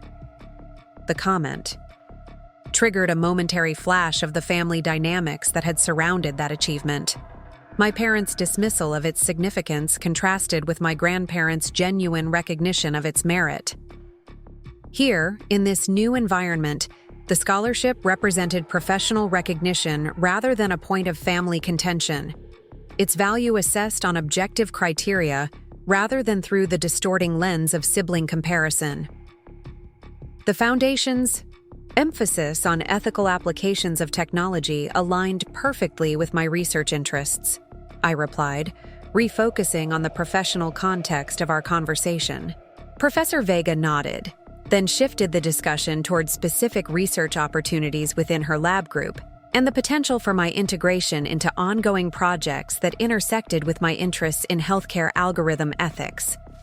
As we explored possible research directions, I felt my initial nervousness transforming into intellectual engagement, the familiar territory of academic discussion providing solid ground after the disorientation of geographical and cultural transition.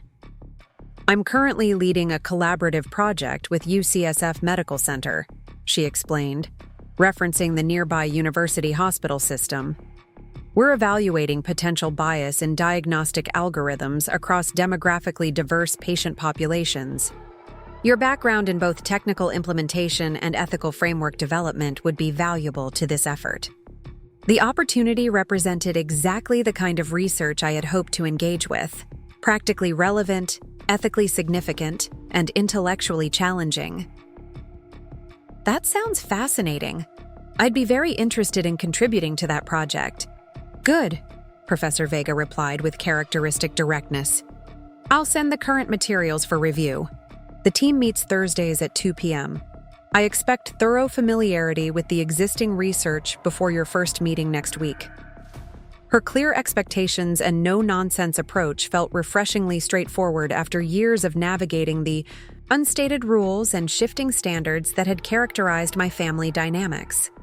Here, success would be determined by measurable contribution and intellectual merit, rather than conformity to prescribed roles or comparative standing relative to siblings. As our meeting concluded and I left the computer sciences building, I felt a growing certainty that this environment would support not just my academic development, but also the continued evolution of my identity as an independent adult defined by authentic interests and capabilities rather than external expectations or family position. The remainder of my first week in Berkeley established patterns that would structure the months ahead.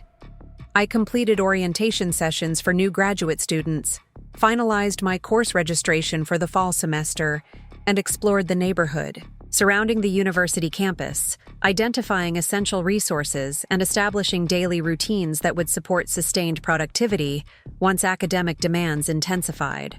On Friday afternoon, I reported to the San Francisco offices of Horizon Technologies, where Mark Reynolds had arranged my transfer from the Pennsylvania branch.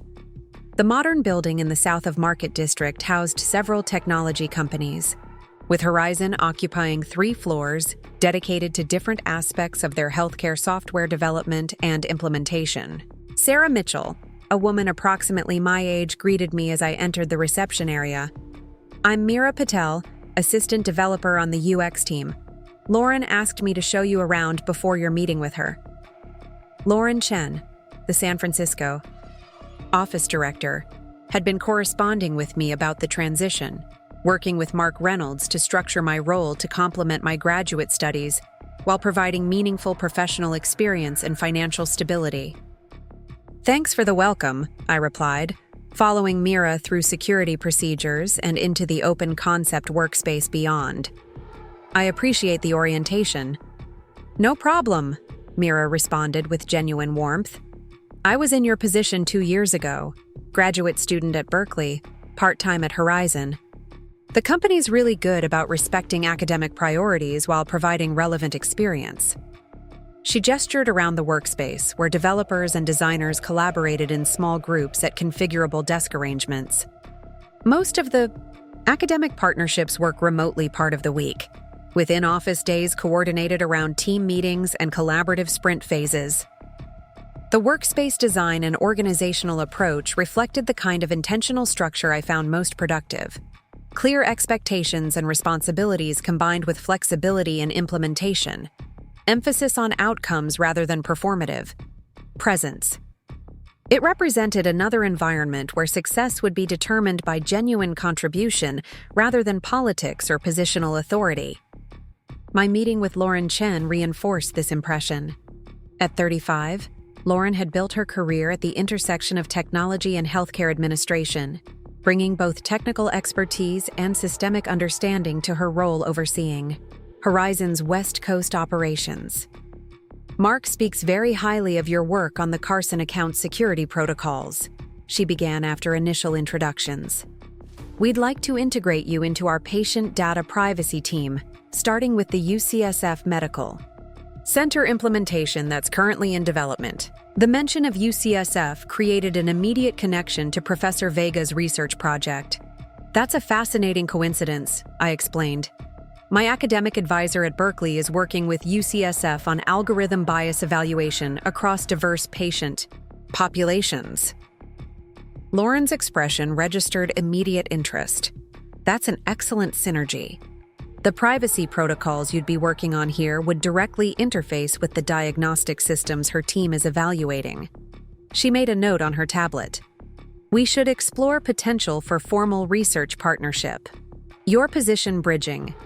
Both environments could facilitate meaningful collaboration.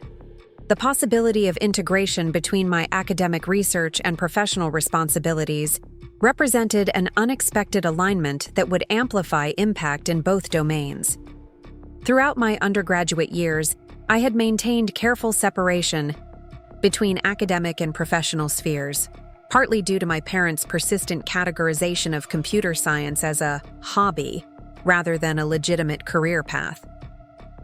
The potential for direct connection between these aspects of my work reflected the more integrated identity I was developing, one where academic and professional interests reinforced rather than competed with each other.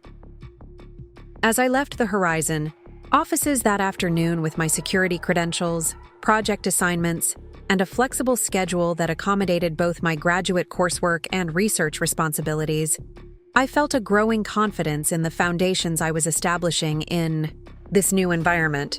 Each institutional relationship, with Berkeley's academic community, Professor Vega's research team, and Horizon's professional network, provided structure and opportunity without the constraining expectations or comparative judgments that had characterized my family context.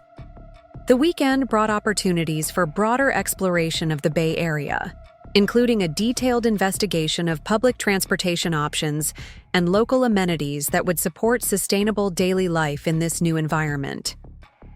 I approached this personal infrastructure development with the same methodical thoroughness I applied to academic and professional challenges, creating maps and schedules that would optimize both efficiency and experience quality in my new surroundings. Sunday evening brought a scheduled video call with my grandparents, who had established this weekly connection as part of their direct support for my transition to California. As their faces appeared on my laptop screen, the familiar surroundings of their sunroom visible behind them, I felt a momentary pang of geographical distance tempered by appreciation for their consistent engagement.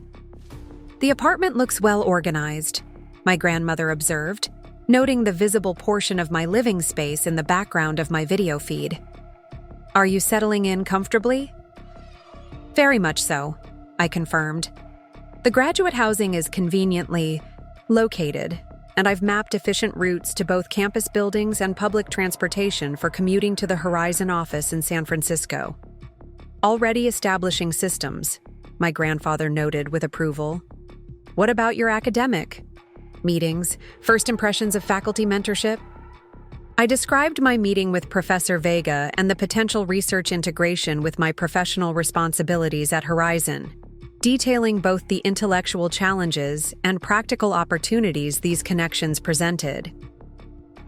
Throughout our conversation, both grandparents demonstrated genuine interest without judgment or comparison, asking relevant questions and offering occasional insights based on their own experiences with significant transitions. "Have you heard from your parents since arriving?" my grandmother asked toward the end of our call, the question gentle but direct. "Mom sent a text when my flight landed," I replied. "Dad emailed some tax forms I'll need for California residency documentation. The communications have been practical rather than emotional, which seems appropriate for now." My grandmother nodded, her expression suggesting both understanding of the current distance and hope for eventual evolution toward healthier connection. Transitions take time for everyone involved. Your establishing independence requires adjustment, not just for you, but for your parents as well, particularly given their tendency toward control rather than support. Her assessment demonstrated the increased candor about family dynamics that had characterized our relationship since our breakthrough conversation earlier in the summer. Where previously family discord had been addressed through euphemism and deflection, we now engaged with patterns and challenges directly, naming difficulties without shame or blame, acknowledging complexity without demanding immediate resolution. Ethan mentioned they're struggling with his reconsideration of business school, I noted, referencing recent text exchanges with my brother. Apparently questioning the established plan is creating significant tension. Your brother's developing his own form of independence, my grandfather observed. Different from yours in expression but similar in essence, challenging prescribed paths in favor of authentic interests. The parallel between my geographical professional independence and Ethan's emerging vocational autonomy highlighted how each of us was, in our own way, working to transcend the limiting roles and expectations that had characterized our family experience.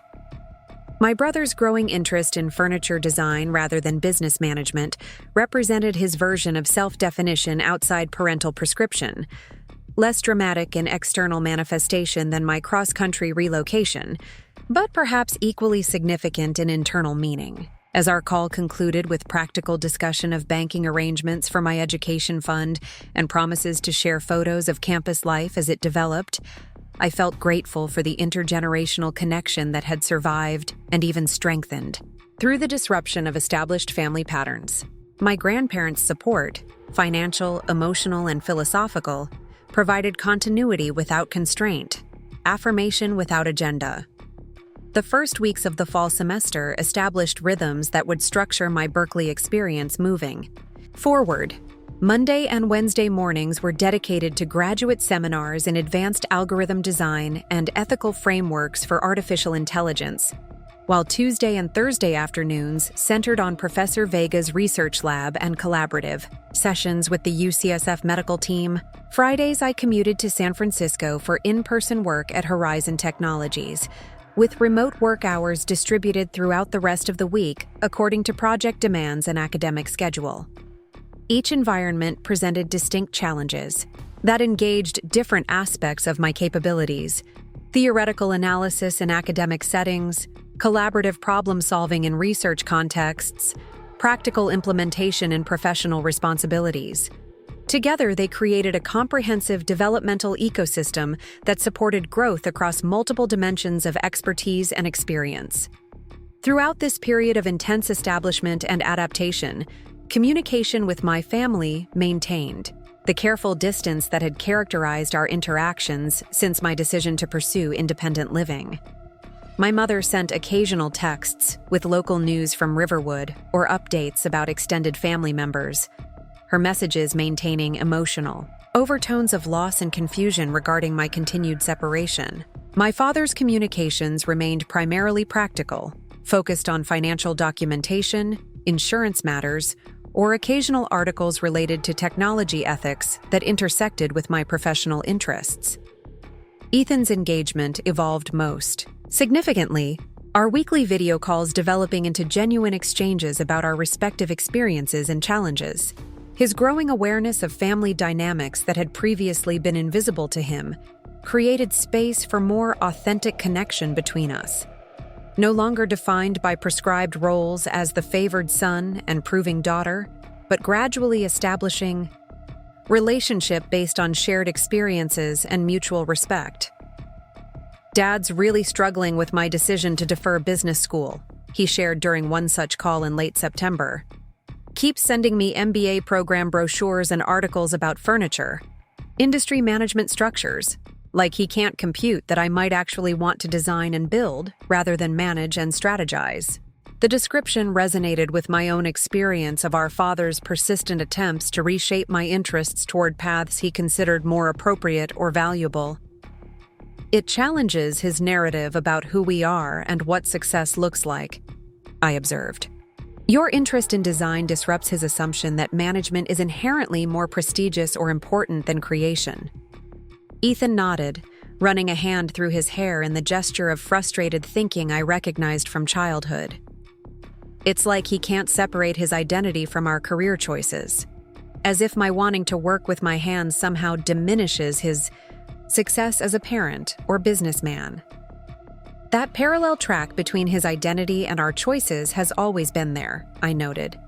Remember how personally he took my decision to focus on computer science rather than business or law, as if my academic interests were a rejection of him rather than an expression of me.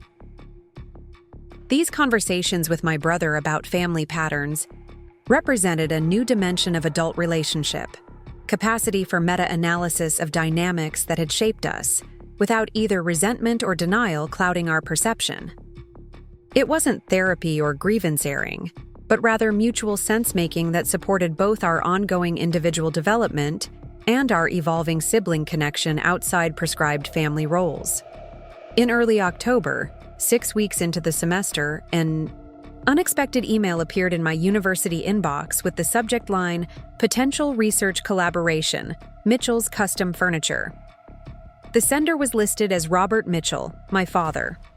The unusual communication channel, my university email rather than personal contact information, and formal subject line suggested intentional establishment of professional rather than familial framing. The message itself maintained this structured approach. Sarah, Horizon Technologies has proposed a potential software solution for inventory management and custom design processing for Mitchell's Custom Furniture. Given your role with Horizon and familiarity with our business operations, the project manager suggested you might provide valuable insights regarding integration possibilities and implementation challenges specific to our workflow. If appropriate given your current responsibilities and academic commitments, please advise regarding potential consultation capacity.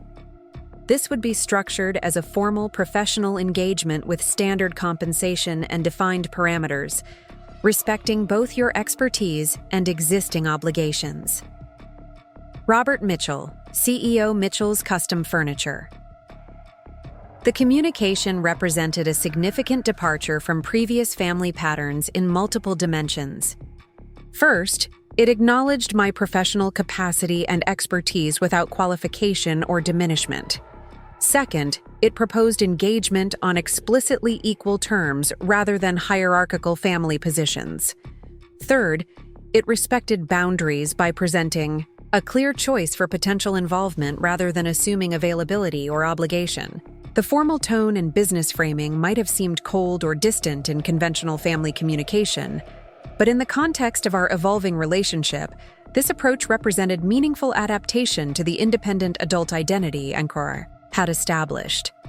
Rather than attempting to pull me back into familiar family dynamics through emotional appeals or parental authority, my father was proposing connection through a domain where mutual respect and clearly defined parameters could potentially create healthier interaction.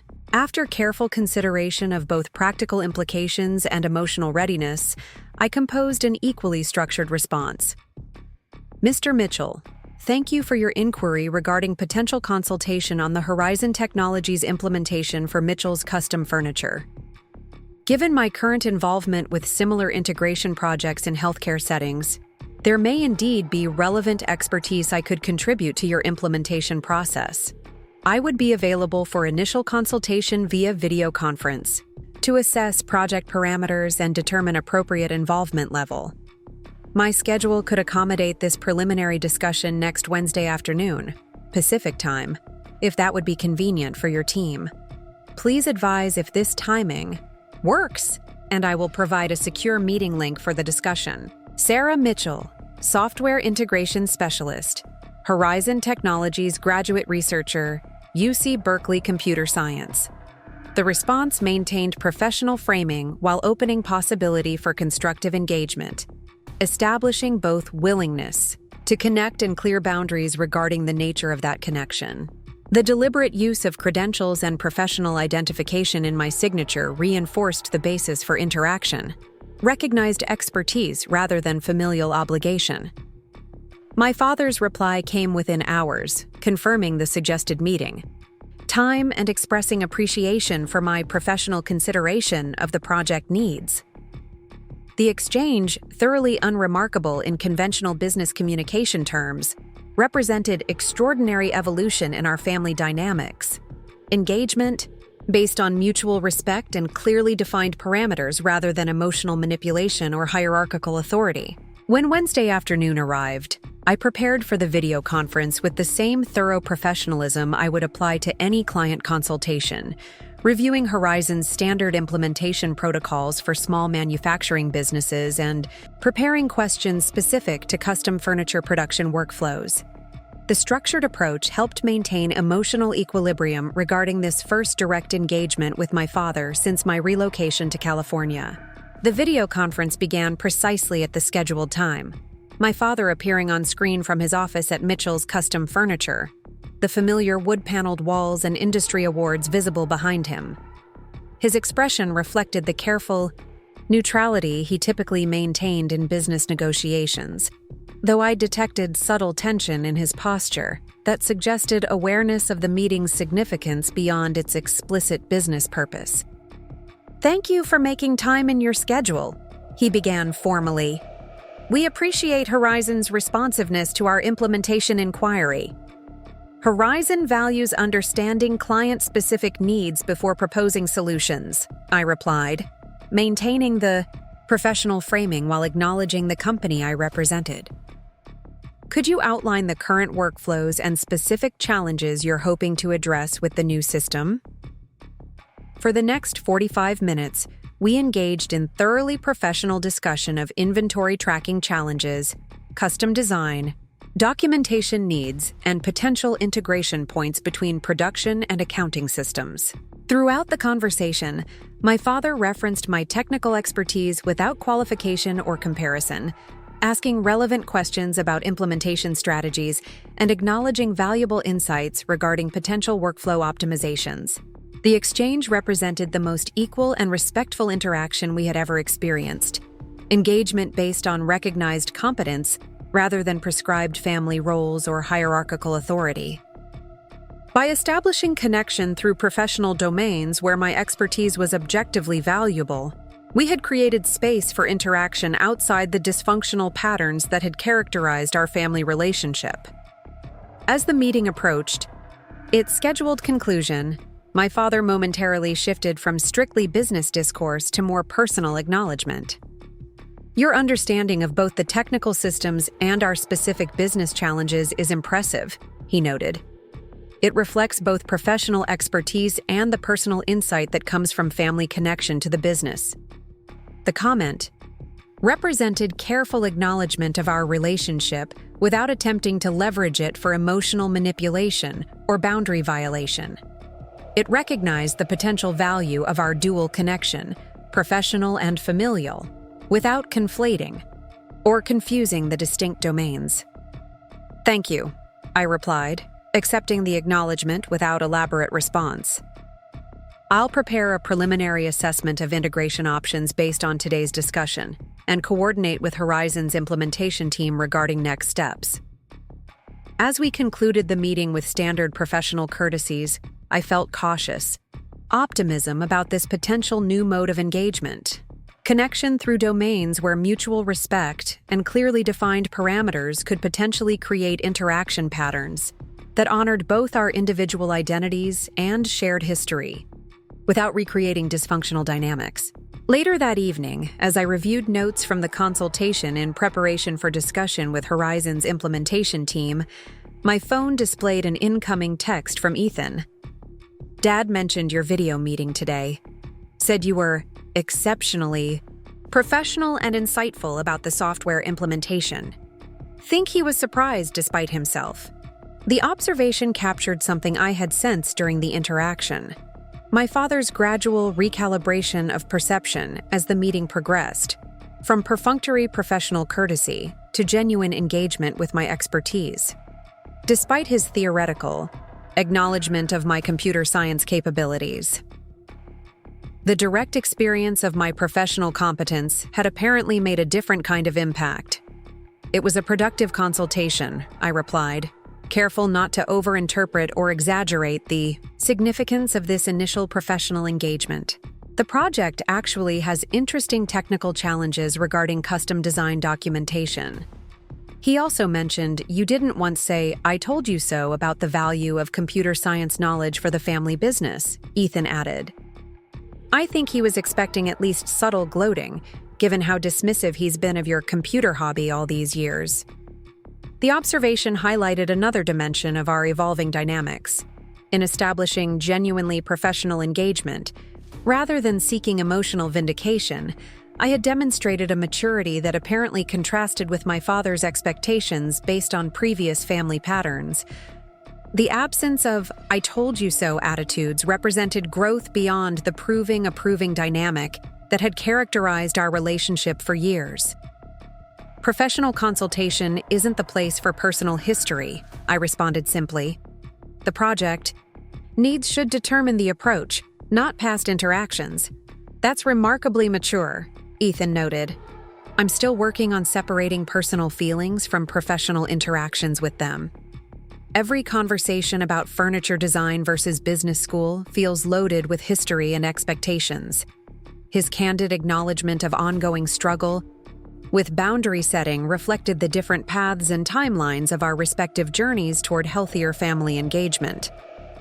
My geographical distance provided clear delineation that supported emotional boundary maintenance, while his continued proximity to daily family interaction created more constant navigation of established patterns and expectations. Different approaches work for different situations, I offered. The distance makes it easier to establish clear parameters for interaction. Our continued conversation explored these varying approaches to establishing healthier family engagement, each of us providing perspective and support for the other's journey without prescribing specific paths or timelines. The exchange represented another dimension of our evolving adult-sibling relationship, mutual support for individual development rather than competition for parental approval or resources. As October transitioned to November, my integration into Berkeley's academic community and Horizon's professional environment deepened through increasing responsibility in both domains. Professor Vega assigned me lead analytical role for a critical component of the UCSF algorithm evaluation, while Lauren Chen at Horizon expanded my project management responsibilities to include client-facing presentations for healthcare implementation partners. The Mitchell's custom furniture implementation progressed through standard development phases, with my involvement maintained at appropriate professional distance through Horizon's project management structures. Occasional video conferences included my father and sometimes Ethan, whose growing involvement in product design aspects of the business had created unexpected technical needs regarding digital modeling and production documentation. These structured professional interactions provided foundation for gradually evolving family communication, primarily conducted through periodic text messages or brief phone conversations focused on specific practical matters. The careful distance maintained in these exchanges allowed for functional connection without re-entering dysfunctional emotional patterns, a transitional approach that respected both the history that had necessitated separation and the possibility of healthier relationship. Evolving over time, in late November, as Thanksgiving approached, this careful equilibrium faced its first significant challenge when my mother initiated contact regarding holiday plans. "We know you're establishing your new life in California, but we're hoping you might consider coming home for Thanksgiving. The whole family will be gathering at Grandma and Grandpa's house. Your absence would be deeply felt by everyone, especially during this first holiday since your move." The message represented both acknowledgement of my independent life choices and emotional appeal to family connection, a more balanced approach than previous communications that had framed my independence as rejection rather than natural development. The mention of gathering at my grandparents' home rather than my parents' house suggested sensitivity to potential discomfort with returning to spaces associated with difficult dynamics. After careful consideration of both practical implications and emotional readiness, I composed a measured response. "Thank you for the invitation. I've actually arranged to spend Thanksgiving with Lily's family in Boston, combining the visit with a graduate research conference at MIT the following week. This plan allows me to maximize both personal connection and professional development during the limited break in the academic schedule. I'll be visiting Grandma and Grandpa when I come east for the conference. Please extend my warm wishes to everyone gathering for the holiday. The response maintained clear boundaries regarding my independent decision-making while acknowledging family connection and establishing alternative visiting plans that respected both my need for continued separation from dysfunctional patterns and desire for maintained relationship with supportive family members. My mother's reply came several hours later, the delay suggesting careful consideration rather than immediate emotional reaction. We'll miss you at Thanksgiving, but understand your scheduling constraints. Your father and I are proud of your continued academic and professional achievements. Perhaps we can arrange a visit after the winter academic term concludes. The message represented significant evolution from previous communications, acknowledging my decisions without emotional manipulation, expressing genuine support without qualification or comparison, and proposing future connection as possibility, rather than obligation.